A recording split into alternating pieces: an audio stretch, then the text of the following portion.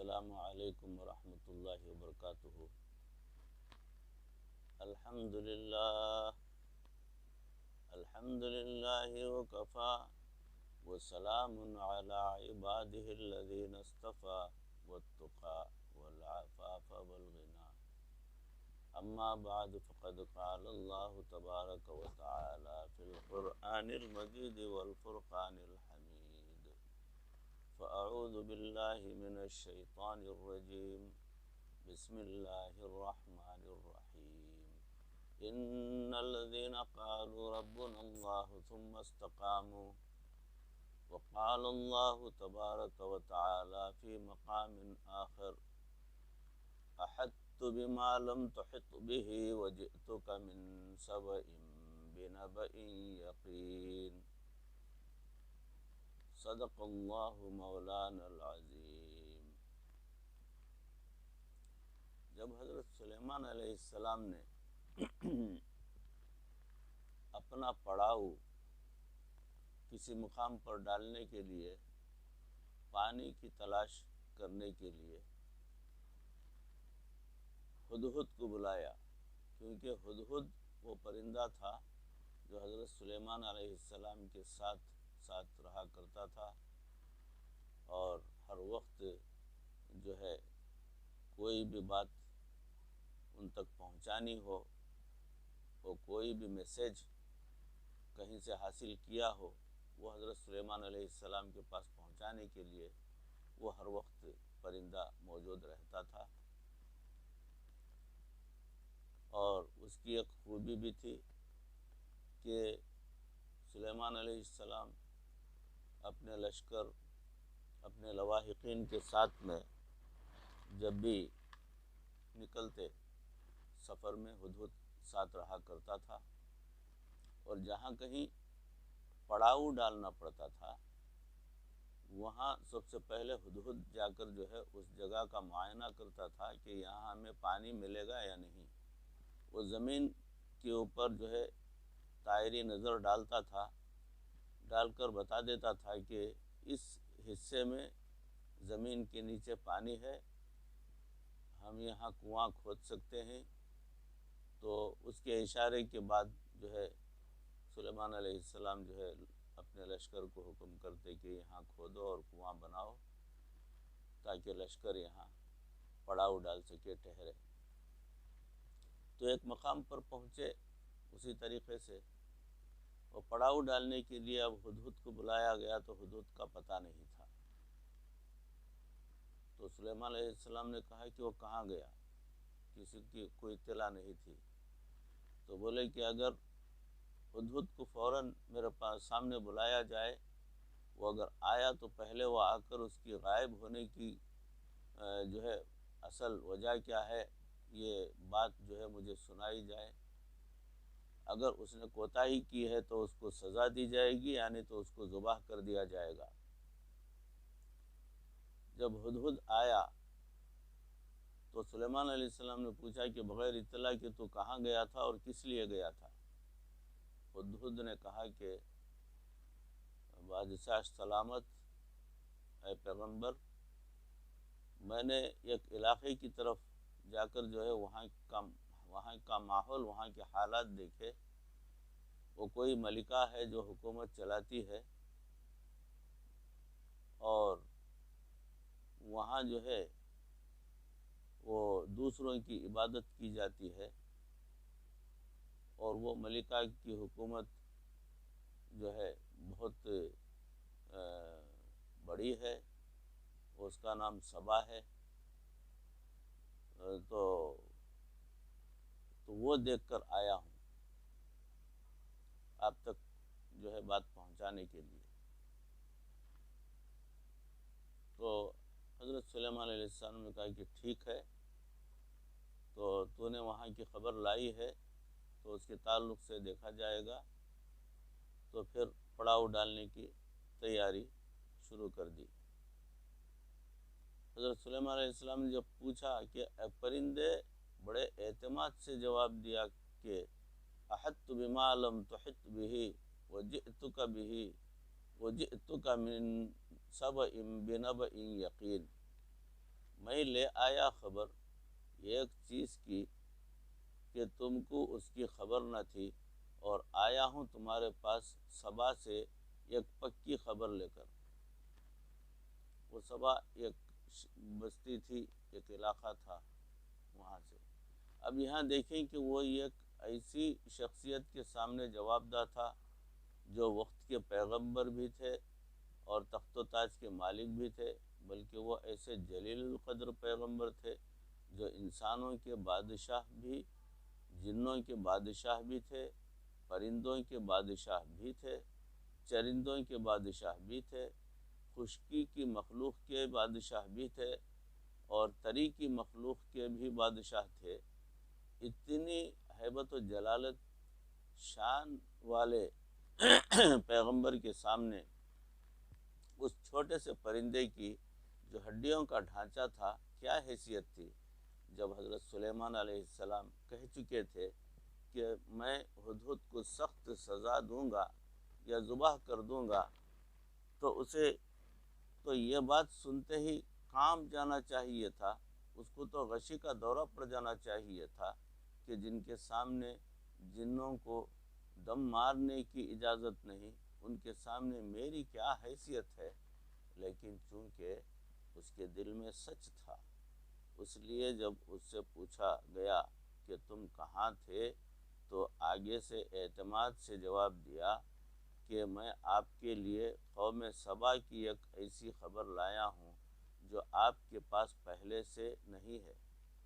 انسان تو بالآخر انسان ہے، جب اس کے دل میں سچ ہوتا ہے تو پھر اس کے پاؤں کے نیچے چٹان ہوتی ہے اور اس کے پائے استقامت کے اندر کوئی لغزش نہیں آتی۔ اس لیے جہاں ہم اللہ رب العزت سے اور نعمتیں مانگتے ہیں، وہاں قوت ارادی والی نعمت بھی ضرور مانگنی چاہیے۔ آج ہمارے نفس پر اپنا کنٹرول کیوں نہیں ہے؟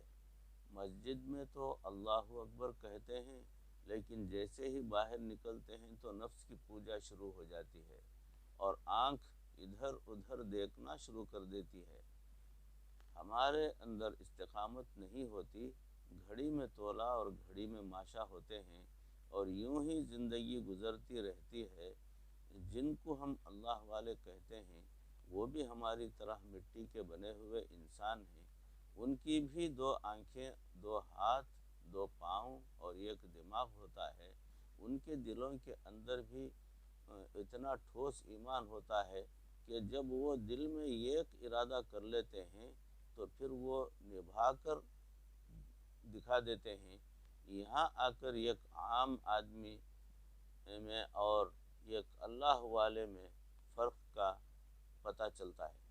اللہ تعالیٰ کو استقامت بہت پسند ہے، اس لیے ارشاد فرمایا ان الذین قالوا ربنا اللہ ثم استقاموا، جن لوگوں نے کہا کہ ہمارا پروردگار اللہ ہے، پھر وہ اس پر ڈٹ گئے۔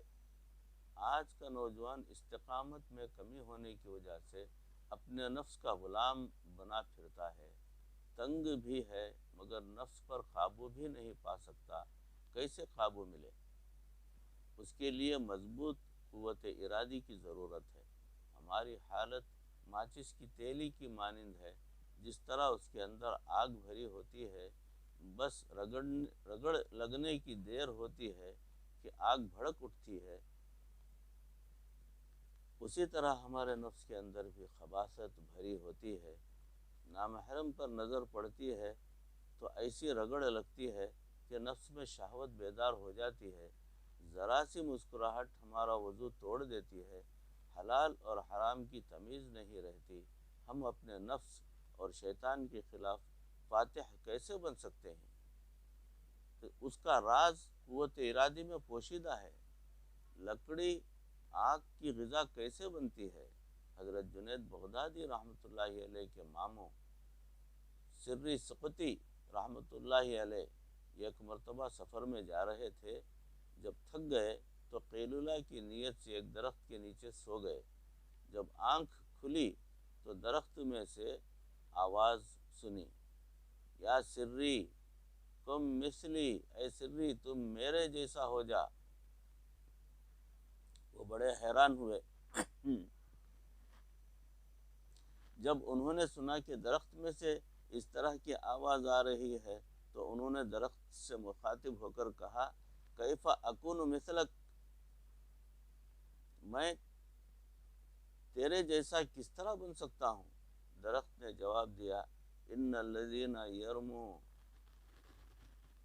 یرموننی بالاحجار فارموہم بالاسمار، اے سری لوگ میری طرف پتھر پھینکتے ہیں اور میں ان کی طرف اپنے پھل لوٹاتا ہوں، لہذا تو بھی مجھ جیسا ہو جا۔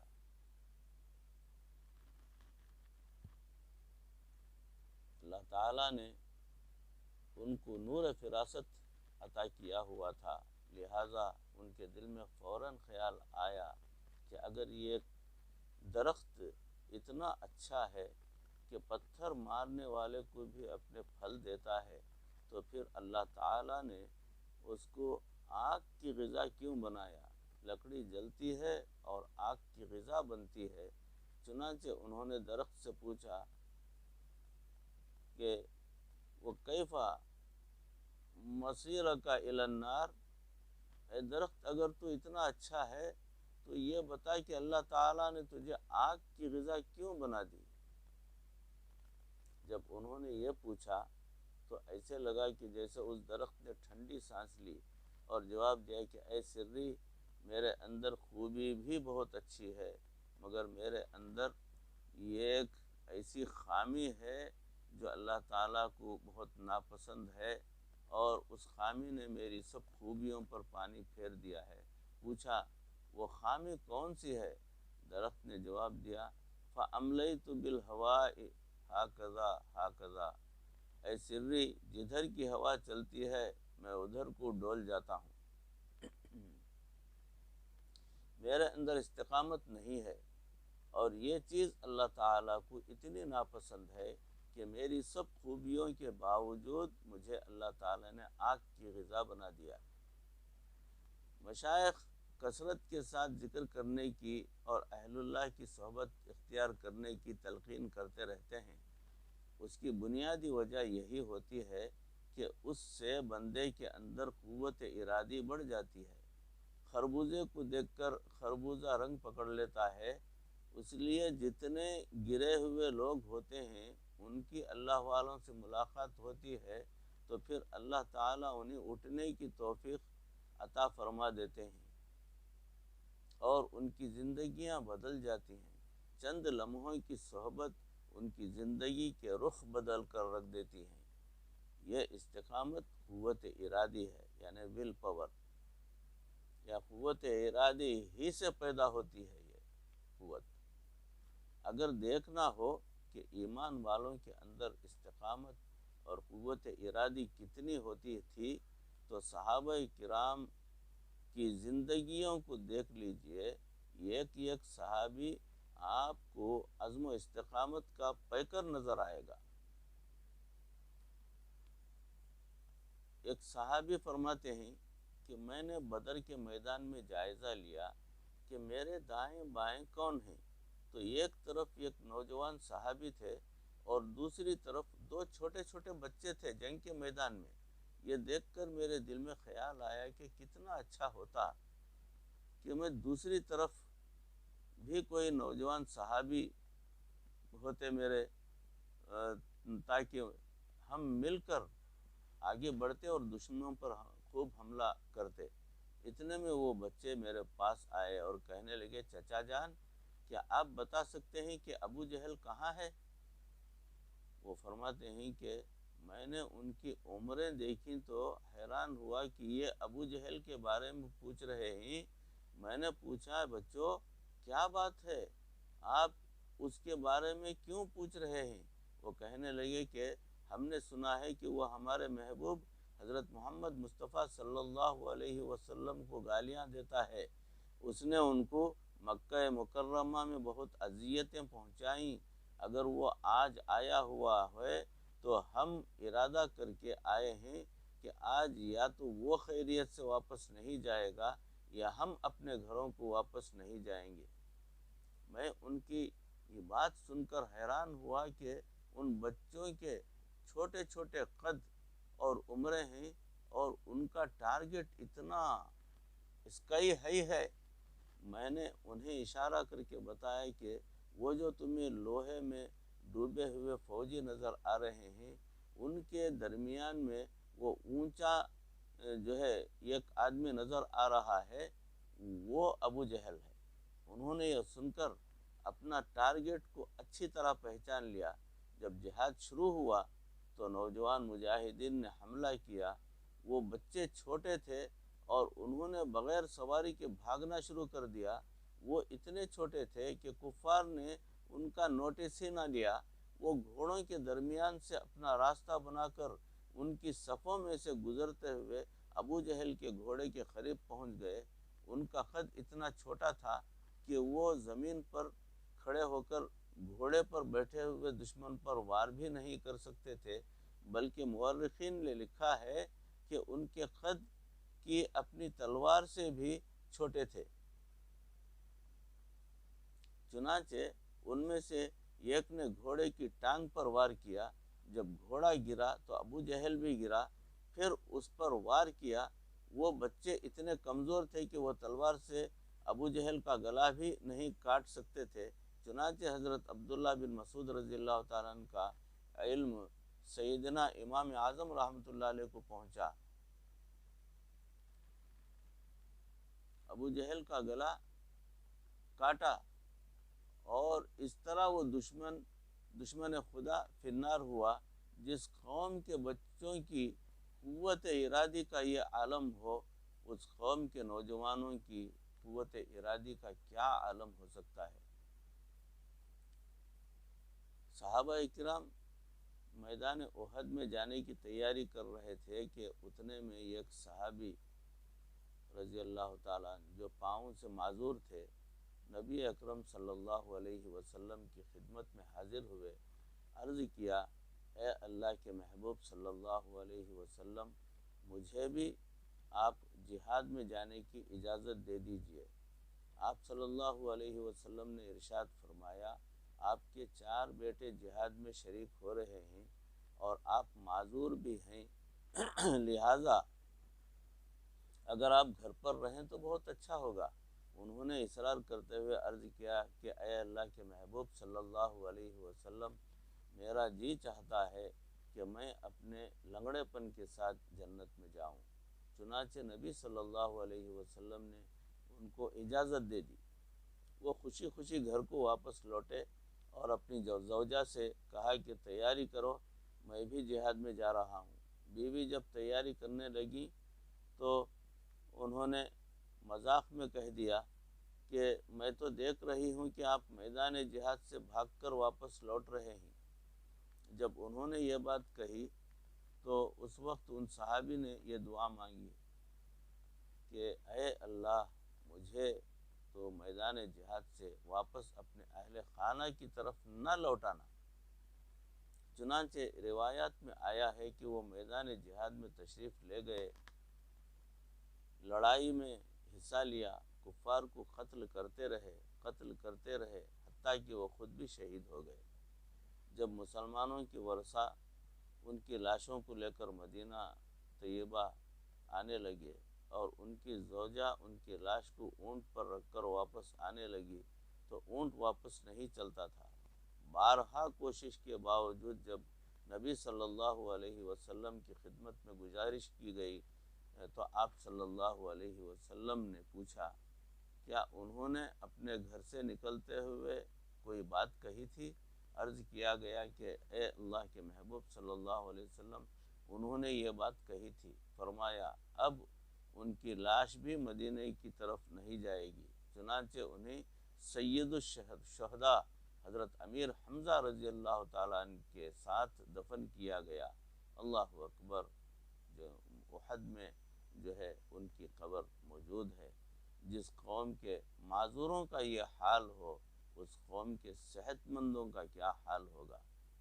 بھائیو، بزرگوں، دوستو، عزیزو، موضوع چل رہا ہے، فی الحال یہی موقوف کرتا ہوں۔